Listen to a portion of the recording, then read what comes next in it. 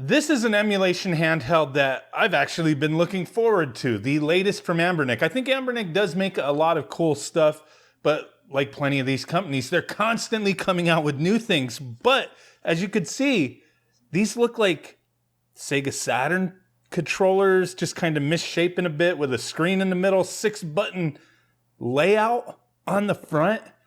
That's got to be perfect for fighting games. You've got that Sega-style D-pad. I've been looking forward to this. So it is a little confusing, though, because there's two versions. As you see here, not just the colors. There's multiple colors, but you have the RG Arc S right here.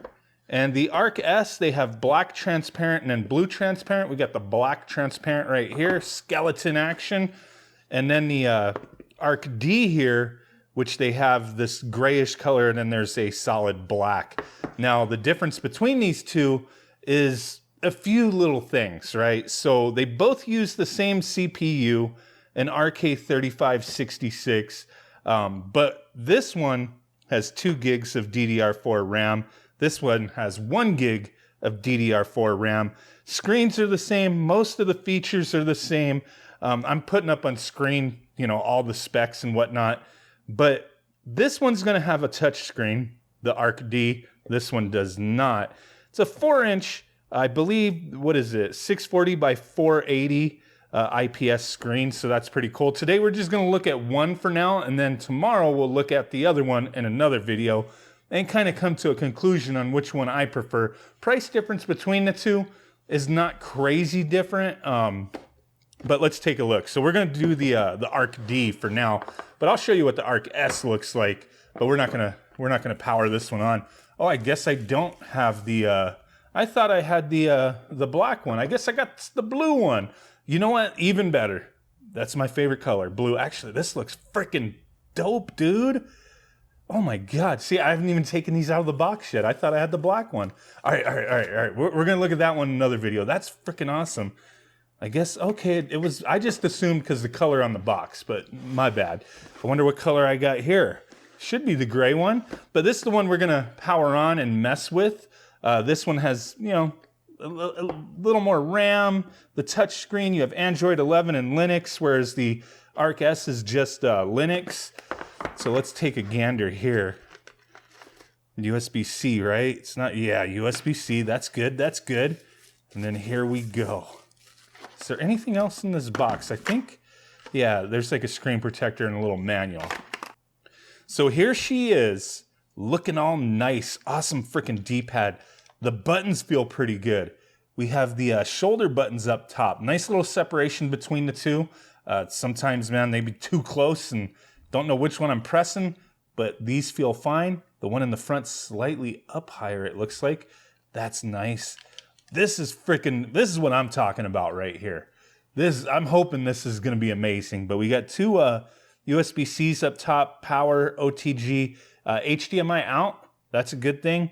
Function button, volume, power.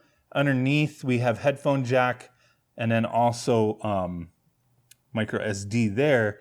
And then another slot there. They did provide micro SD card with games on it, I'm assuming. 128 gigabyte. Go Game Geek are the ones who sent this to me, and they do sell both of these models on their website with different setups, with micro SD cards and games. But let's power this thing on. So I just loaded up a Sega Saturn game. We're going to go to the UI in a second, but they didn't have very many Sega Saturn games on here. Sega Saturn style handheld. What the hell? None of the other Street Fighters, just Street Fighter the movie.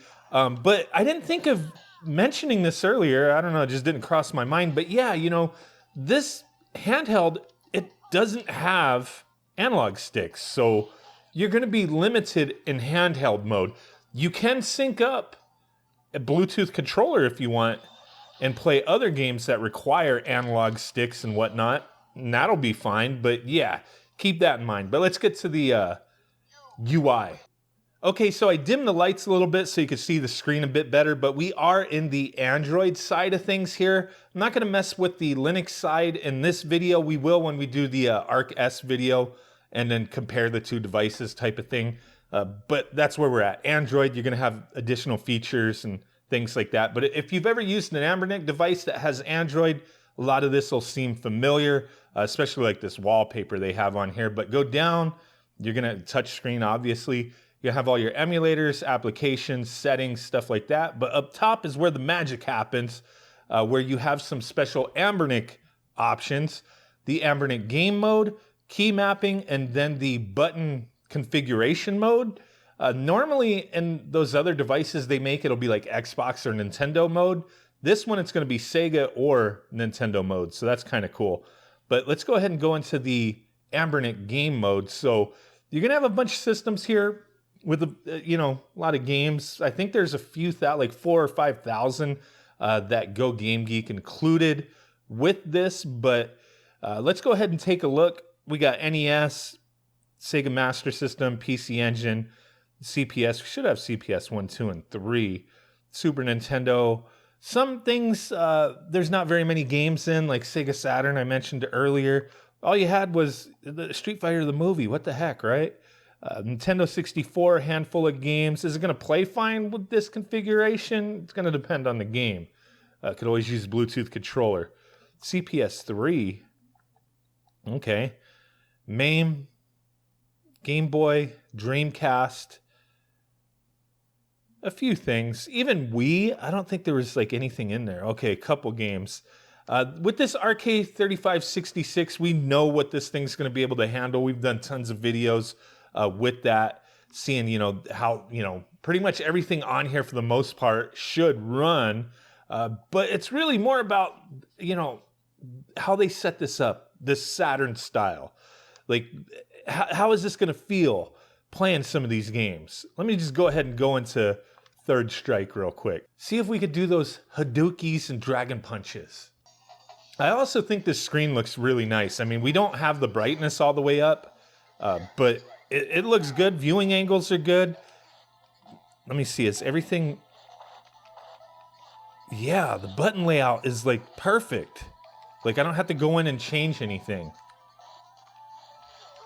All right, quit playing around. Let me see if I could do these moves.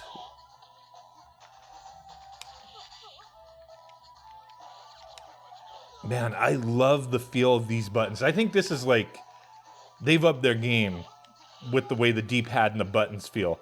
I am biased towards 6 face buttons because, it just makes sense to me, and still having the shoulder buttons, like, why not? Every controller should have had that. And unfortunately, it was just, Sega was the only one really thinking like that.